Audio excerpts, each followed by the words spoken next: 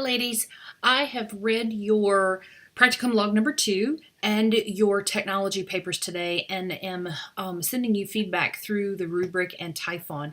Be sure that you take the time to read that feedback, especially when it comes to your practicum logs. You guys are doing a really good job with your practicum logs.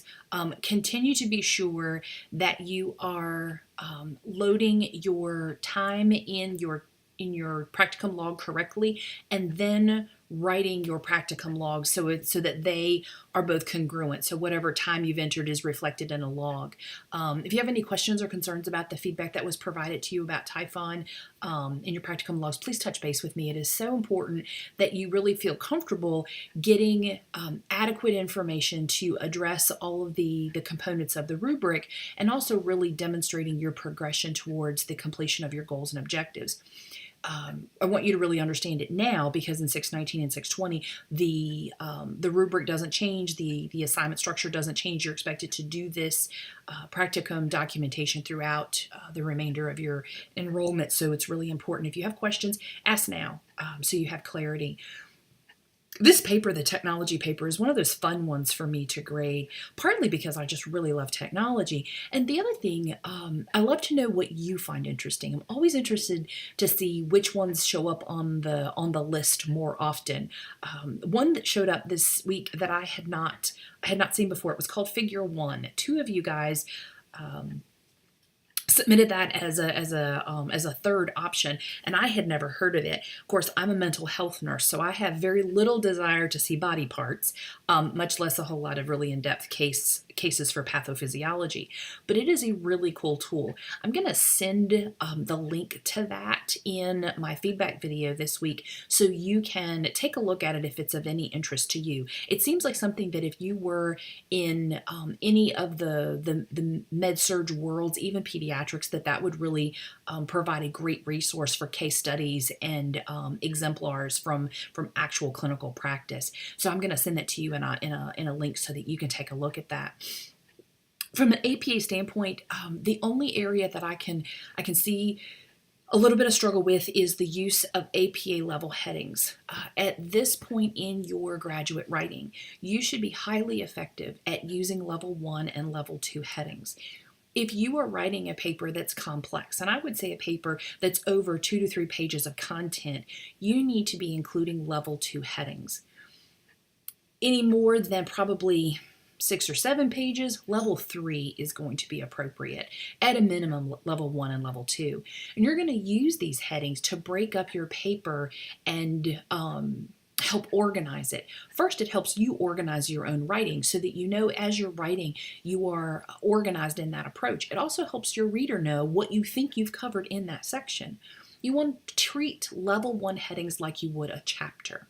Level 2 headings would be subheadings that occur within that overall general theme. The more granular you get in the use of those level headings, the more clarity you have in your own writing and in the reader's perspective.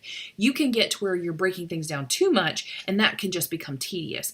But level 1 and level 2 at a minimum should be used at this point, and then level 3 if you've got a really complex paper. And I would say probably, I'm looking to see if you've got any other papers.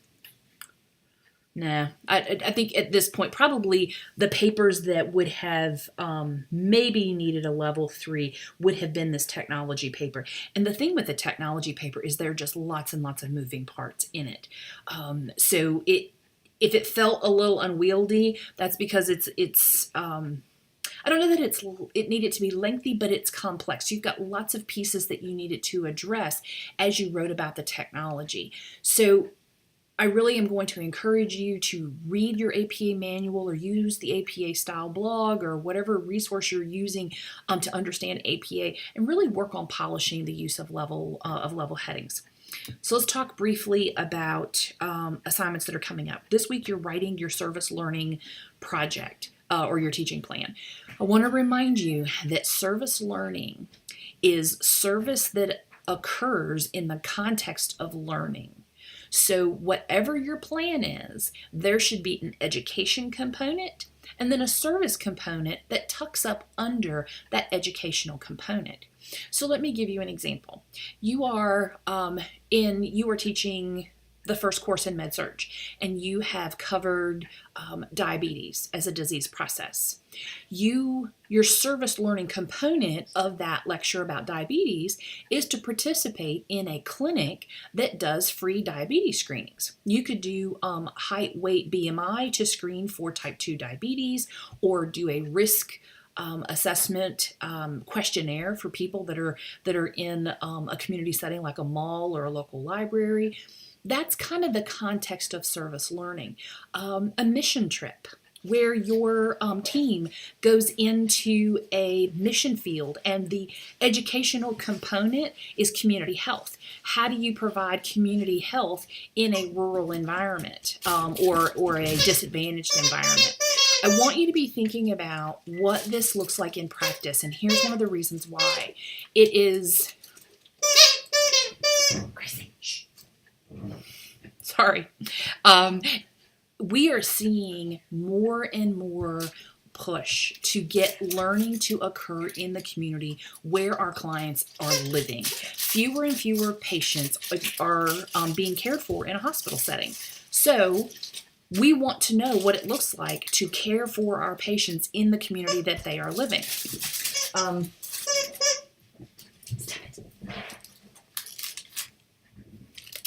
It's a toy that I just took. In a minute, someone's going to come up and growl at me. Okay, so I want to make sure you understand the basic concepts of service learning. Understand that before you begin to develop your service learning project. Folks, keep it simple. Again, the idea in this assignment is not for you to change the world and to create this very complex